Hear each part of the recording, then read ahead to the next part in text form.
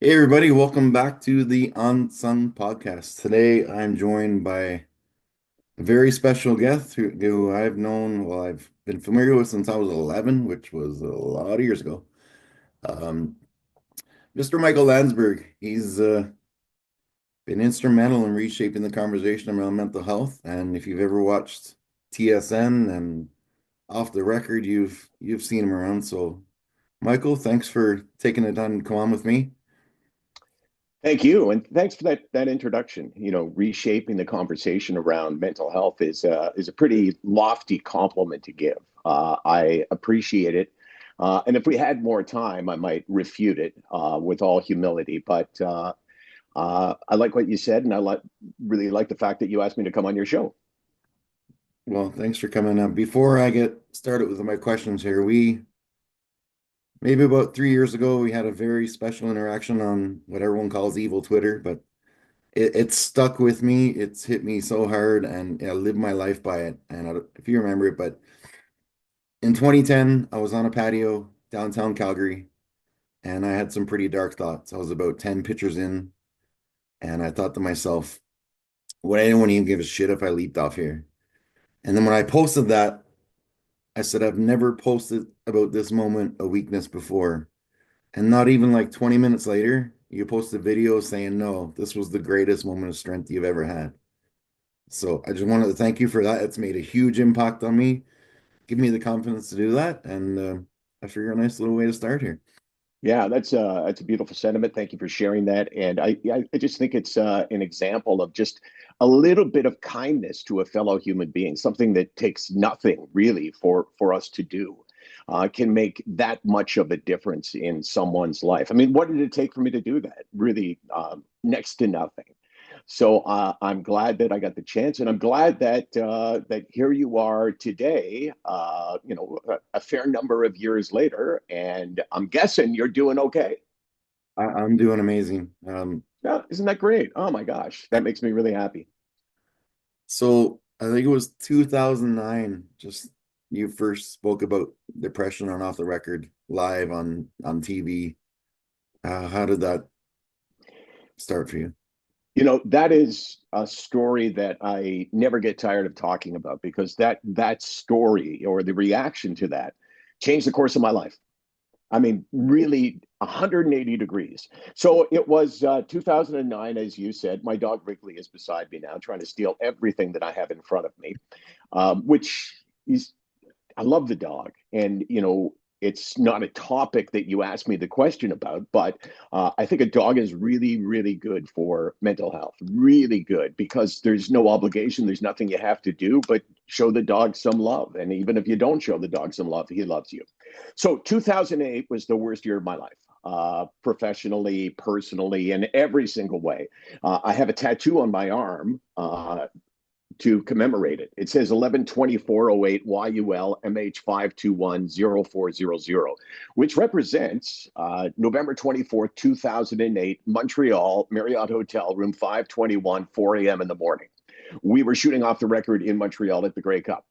And I sat on the edge of my bed at that time and I thought, wow, I understand what David, I'm referring to you now, what you were feeling when you were on that, when you were, I think you said 10 pitchers in.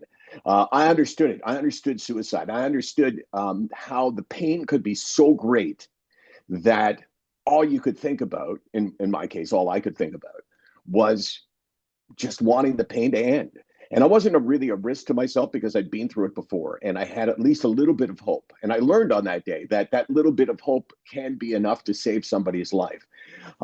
So I think, I hope that that was the lowest point that I'll ever get with depression. And it taught me a lot. And when I got back to Toronto, I went back to my doctor and started to be treated again, having dodged a real bullet because, like a fool, I had taken for granted my mental health, even though I had lost it a couple of times before. But November 24th, 2008, not a good day. Then I think it was October 20th, 2009 on Off the Record was a really good day. Stéphane Richer was a guest on the show. Stéphane Richer, former Montreal Canadian great, two-time Stanley Cup champion. I'd never met him before. I had read just before I went down to greet him. I had read that he battled depression throughout his hockey career. So I thought, well, that'll make an interesting question. I'd never spoken about my battle with depression and anxiety on television before, not because I was ashamed or embarrassed. I just thought no one would care. Like, what's the point? So I had never spoken about it. I said to him, would it be okay if I asked you how you're doing? And he said, I don't like to talk about it. And I said, would it help if I talked about it? He said, what would you talk about? And I told him, and he said, okay, let's do it.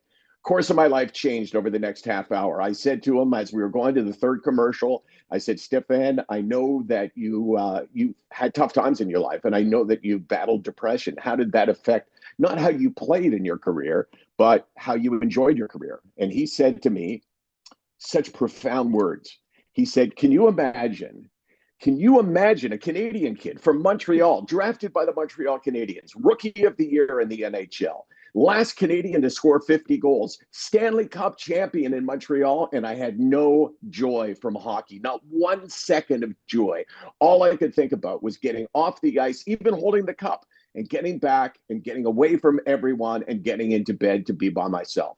And I thought, wow, that's just such a powerful story. And we were running out of time. So I'm hearing in my ear, I'm hearing a count saying like 15, 14. And I realized I haven't spoken about it yet. So I say, hey, Stefan, there's one other person on this set who understands depression, who understands what you're saying, and it's me. Like you, I battled depression, and like you, I've lost the ability at times to experience joy. We'll be back in a moment. And we went to commercial, and I thought, no, that was okay, right? Didn't think much about it. And then that night, David, that night I started getting emails from people that said it really impacted them to see two men in particular talking about mental health. I mean, these were not your normal, you suck Landsberg emails. These were like people telling me something they'd never told another human being. And that was the start of the change in my life, realizing that something that was so easy for me to do what we're doing right now, talking about my mental health, something that was so easy could make such a difference in people's lives. Well, what's funny? Our first interaction was like in 2018. I can't remember the exact year, but it was the World Juniors, and you were doing off the record. And on the boards is a Viagra ad, followed by a UPS ad, followed by McDonald's. I'm loving it. So I get this genius idea in my head. Oh, I'm gonna email Michael Landsberg because he's asking for text. So I text him in. I'm like, oh, look at this Viagra. Ups, I'm loving it. And you literally just rolled your eyes on the TV, and I was like, yes. Yeah, good for you, and good for you for making that joke. I think that so you and I have history together, right? We do, and I didn't even We realize do, it until and I we're started making thinking more about it. history right now. Yeah. Speaking of history, Sick Not Weak, how did that get started? It's an incredible. Uh, got started at one of the first times I gave a speech was at Mount Sinai Hospital in Toronto. This was probably 6 months after the Stefan Richer show, and they asked me to come give a speech because there had been an article in the newspaper saying, "Hey, this guy Michael Landsberg, the host of Off the Record, longtime TSNer, came out on TV and spoke about his battle with depression." So that inform people on a higher level, especially in the Toronto area, obviously, that there was at least one person who had some public notoriety who was willing to say, yeah, I battled depression. It's taken me down. It's crushed me. So I got asked to give this speech at Mount Sinai Hospital. And I was debating back and forth with someone who was really suggesting that mental illness was not the same as physical illness. And I said, okay, well, look, here's what I believe. I believe until we see mental illness like depression or anxiety as a sickness and not a weakness, that the stigma will still prevail. And I didn't think much of it. And then someone repeated it back to me afterwards, like sick, not weak. And it kind of just stuck. And my daughter and I started a charity in 2016. We called it the Sick, Not Weak Charitable Foundation. And it's just a statement, right? It's like, if you call your charity, beating depression, that's cool, but it's not the kind of statement that sick not weak is. It's like these three words sum up my belief about where the stigma comes from. The perception that it's a weakness, not a sickness, and that affects everyone, but more so men than women, because men are afraid of being perceived as weak. Why do people not want to talk about it? And that, to me, is the biggest answer. That's amazing. I've talked to a lot of veterans in the past couple weeks. I have a lot of military friends in my circle, and just mentioned that I was going to be talking with you. And there's some of these guys that went to watch you live 4 or 5, 6 years ago, and they still like the things he said and just how I could relate to it. Like that's the military and the first responders and like firefighters. Like they're used to running in, right, when everyone's running out. So that's It's so true. I mean, it's anyone could do what I do. But you have to choose to do it, right? Not everybody wants to do it. As a matter of fact, most people don't want to be on stage being vulnerable and talking about, the most tough, difficult thing in their life. Most people don't want to do that. But if they chose to, and if they, I mean, I have huge advantage having been a professional talker all my life.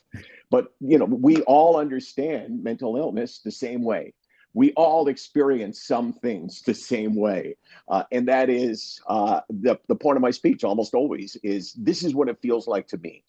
And invariably, I've given probably 150 speeches now, David.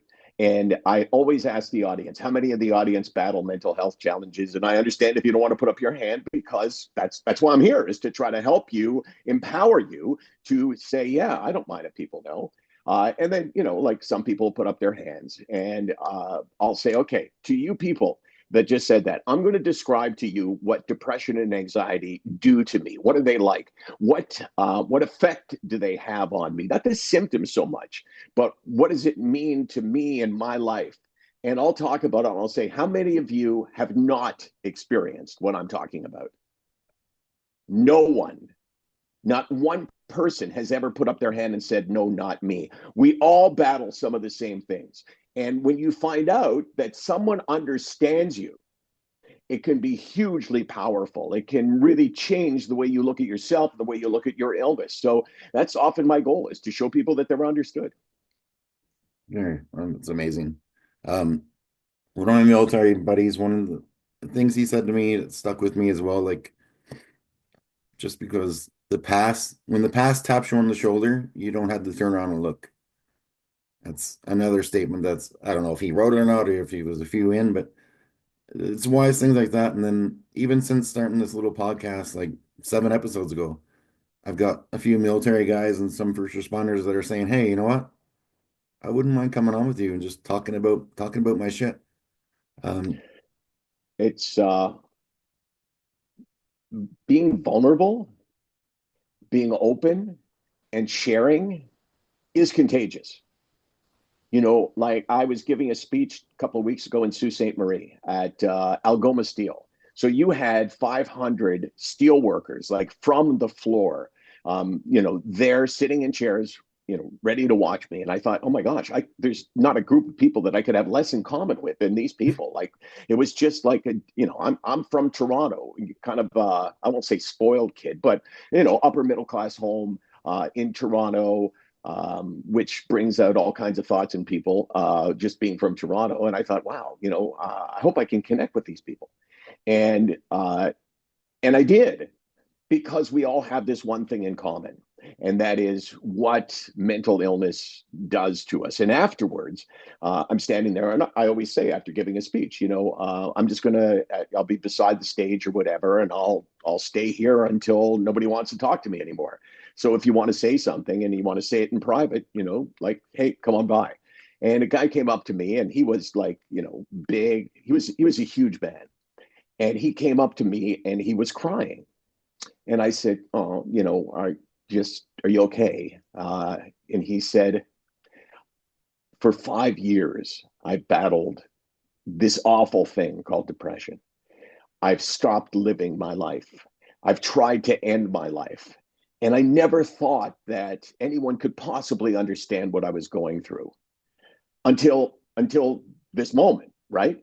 And he said, because of that, I'm going to go to my family doctor tomorrow, or I'm going to make an appointment, and I'm going to try to get beyond this. I'm going to try to to get to a better place. And I thought, wow, that was just so amazing that you always say when I mean, it's kind of a cliche, right? You just hope to change the life of one person.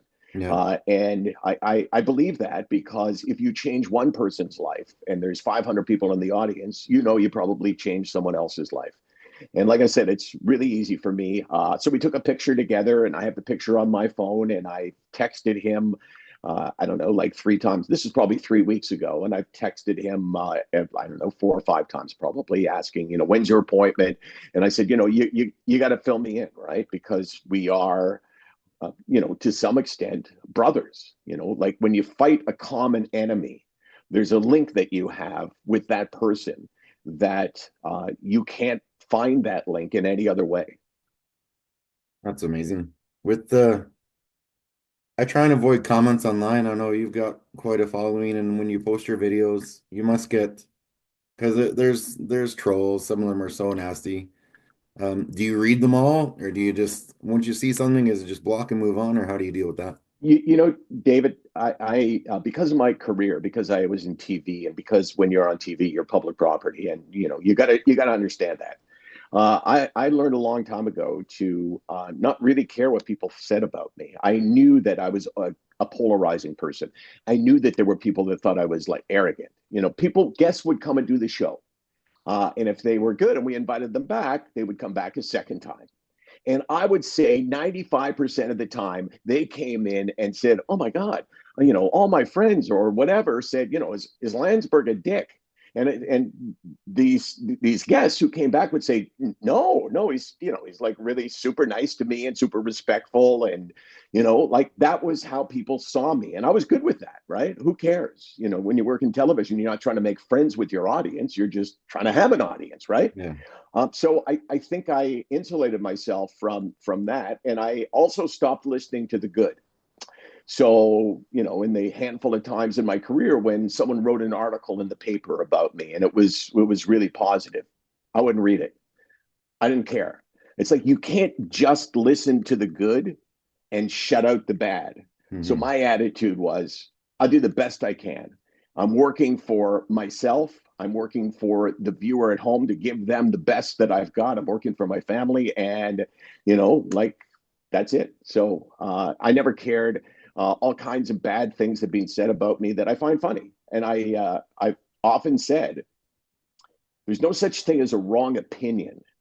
There's wrong facts. But if you say, "Hey, Landsberg, I watched your show off the record and I thought you were a jerk," the person's not wrong, right? It's all subjective. If that's what you think, then good for you. You're entitled to your opinion. I gotta ask you, every time you hear Hero by Enrique Iglesias, do you get like wicked flashbacks to Jeremy Roenick lip syncing on your show?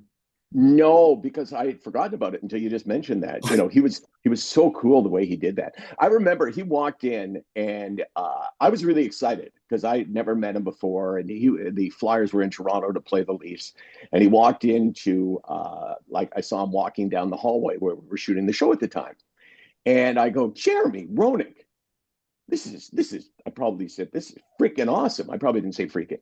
And he goes, "Man, when you're in Toronto, you got to do off the record." And I thought, this is like so cool. Oh my God. Like I was shocked that he even knew who I was, let alone, like talking about the show. And, he was a guy that, was very much unlike every hockey player, right? Like opinionated, willing to do it, willing to debate, willing to argue.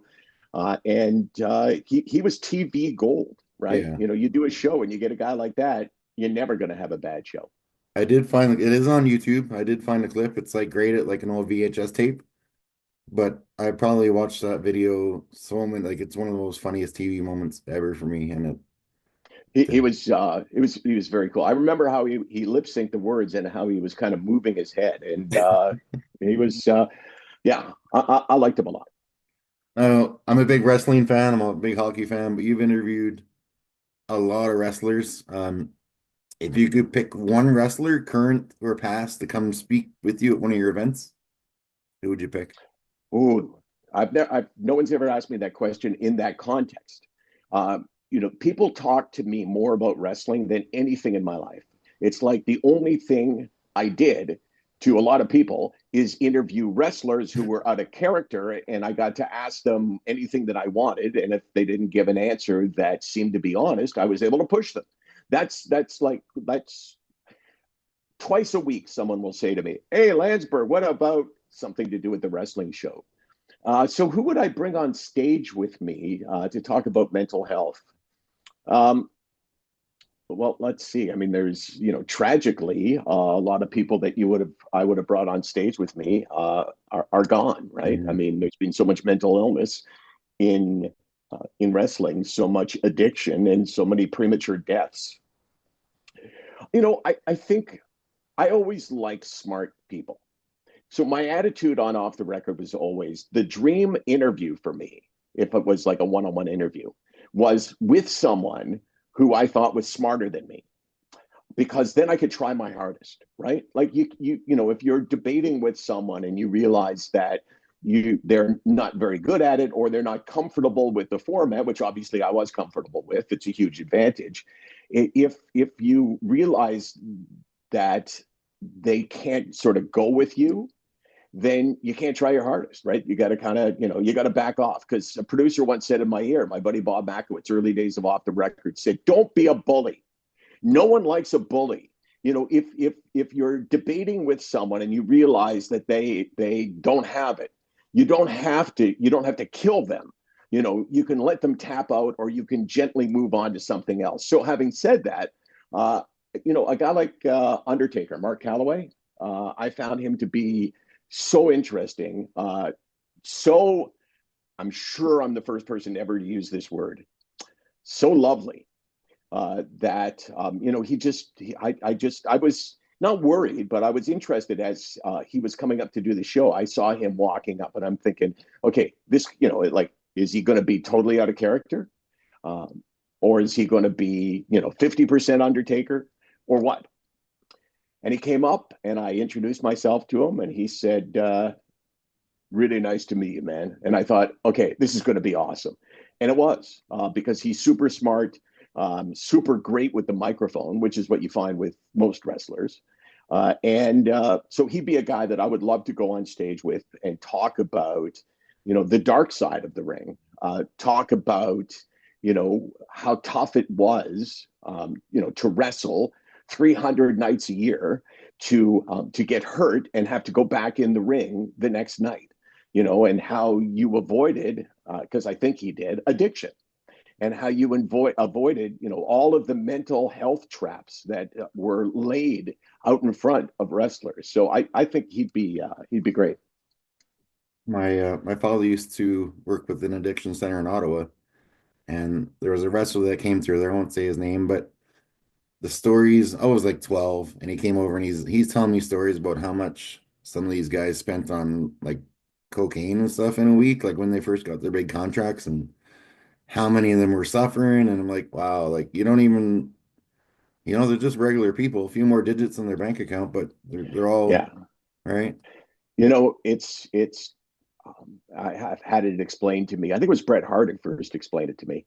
He said, yeah, because he used to wrestle 300 times a year, right? Like, it didn't matter how big a star you were. Vince, like said, you got to get out there, and you got to get out there. And he said, well, what happens when you fall and you hurt your shoulder on a Sunday night, and then tomorrow night is Monday Night Raw? Like, there's no, I can't do it, right? So you got to go, but you can't lift your shoulder above this level.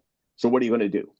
You're going to take painkillers, you're going to take anti-inflammatories, and then you're going to go out, injure it more because you can't really feel it, right? And then you're going to go back to your hotel room and say, well, I'm wired now from the drugs I was taking, and I'm wired now from having done what I just did. So I got to take something to sleep. So you take a benzodiazepine, like an Ativan or a Valium, to help you sleep. And that gets repeated night after night. And eventually you're screwed.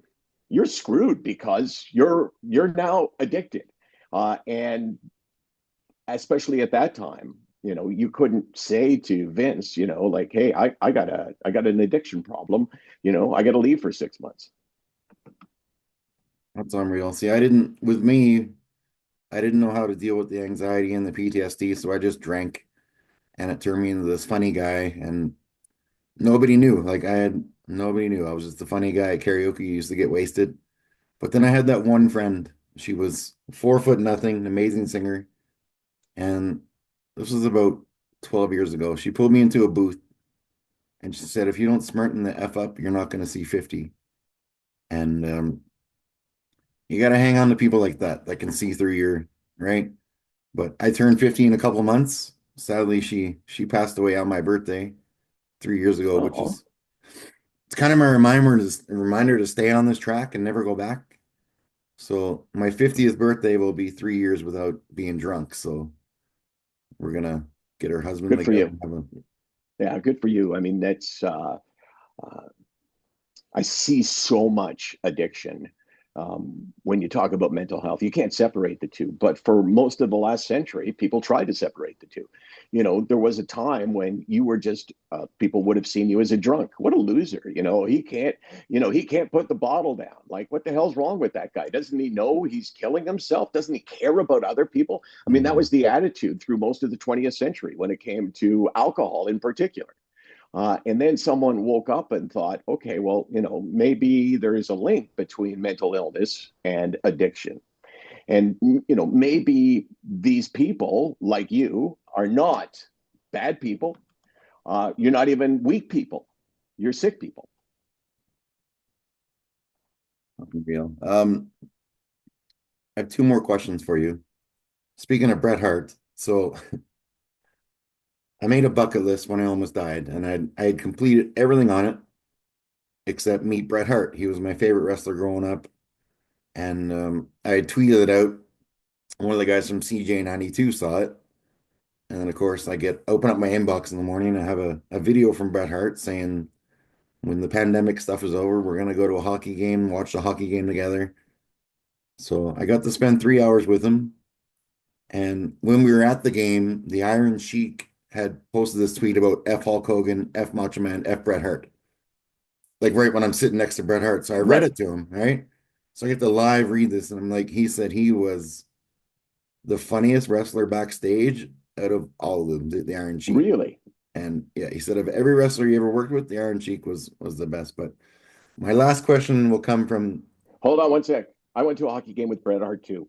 yeah, And because he's one of the few people that were famous that I became friends with. And we went to a Leaf game, and I've never seen anything like it. Like, because of my job, I'd been around really famous people and saw how others reacted to them. People worshipped Bret Hart. You oh, must have seen it. Like, people would come up to him and say, "Mr. Hart, oh my gosh, it's such a pleasure. Oh, I love you so much." It was crazy how much people love Bret Hart. well, this was actually at a Calgary Hitman game, the team that he used to own. Um, So like every 10 minutes, somebody was stopping. Hey, can you sign this? Hey, can I take a picture with this? Like people would bring stuff to the game because they knew what section he had season tickets in. And it's funny about thing about Brett is that he's a lovely guy, and he's also like, he's kind of shy, right? Yeah. Like, I mean, he's a guy who at Wembley Stadium could grab a microphone and go nuts. Um, and you would think that would mean he could kind of do anything when it came to socializing or talking. But I don't think it's that easy for him. No. Yeah, and that makes him more engaging and more interesting because he's not a loudmouth. He's a really interesting man. Yeah. So I made him a bet. I said, I'm going to ask you a question you've never been asked. And this is where this question comes from. Every little episode, I kind of do it as a little laugh moment Yeah. at the end of the serious talk. But well, your dog wants to answer. Hold on one sec. Okay, I want to hear this first ever time question. Um, let's hear. So 100 meters, pigeon carrying contest. Someone hands you multiple pigeons at the start. How many pigeons do you have at the end of the race? That's I you said, I promise you no one's asked you that question, and I it confirmed. So the question is, it's 100 meters. I'm running the 100 meters, and Well, I you can have walk. You two. can walk. Okay. And I have two pigeons that are like, I'm holding them or whatever. Is that correct? Well, there's a basket of pigeons. You pick up as many as you can, And how many are you Okay. still holding at the end of the 100 meters? I have no idea. Well, I don't know how many I have right now. I thought you said two, but then you said a basket of pigeons. You take as many as you can. So the answer is probably zero. But I have no idea how I would arrive at that. Awesome. My last question for you. Hold on one sec. Oh, What's the sorry. answer? Oh, there is no answer. I had I thought this was my friend yeah. Dan's in a wheelchair. He said he had an advantage, but my friend, the I paramedic that saved my life, she said she'd carry them by their legs, so she'd have about seven. Okay, I thought there was actually like it was like a riddle. Like if No. you have, if you have five candies and your friend has four candies and you put them all together, but there's three other people, how many do they get? And I just made that up, but the answer would be three, right? Oh, I thought that's what we were talking about, but no, it's pigeons. Mike Tyson. I was just trying to think of, since we're in this sort of frame of mind and talking about famous people. Mike Tyson. I interviewed him a few times about mental health too, and that was fascinating. But wow. he asked me, "You like pigeons?" And I went, "Well, like no, I don't not like them." And then he told me, for a long time, just how awesome pigeons were. So, all right, what's the question? Last question, just if there's anyone out there watching this struggling, what do you want them to take away? Like, what would you say to that one person that could be me, you, or whoever? All right. Well, I think it all starts from believing that your struggle is not your fault, believing that you did not will this upon yourself and you probably can't will it away. You are the one that's being hurt by this. So when you feel like you blame yourself for it, when you're ashamed and when you're embarrassed, wrong, wrong. Listen to what I'm saying. My name is Michael Landsberg. I battle an illness called depression and anxiety. I'm on medication today. I will be the rest of my life. I understand why people take their own lives. Depression has crushed me at times in my life, but I'm not ashamed or embarrassed, and I'm not weak, and nor should you see yourself as being weak. Look at it like, you know what? The strongest person in the room is the person that's actually sharing their mental health challenge. You must fight the illness, and you can never quit. Not always. When you try something, a treatment, it doesn't always work. So you got to try another one, and you got to try another one, and you got to keep going, because if you don't have your mental health the way you, David, and I have lost our mental health, then you got nothing. You're alive, but you're not really living. So you got to decide, I'm going to fight. I'm going to fight for my happiness no matter what. And if you need support, Wow, that's amazing, man. Thanks for coming on with me. I hope this inspires some one person out there or a thousand. I don't care. But okay, well, how about this? You invite me back and I will ask the questions of you, because I'm interested in hearing more about your story. So you ask me, and I promise you, if you want me, I will do it. Oh man, you got to help me out. I just need some fame back in my life, so you gotta put me on. But yeah, I would love to interview you the way you interviewed me. that'd be amazing. We'll certainly set that up. Great, thanks, man. Thanks. Have a great day.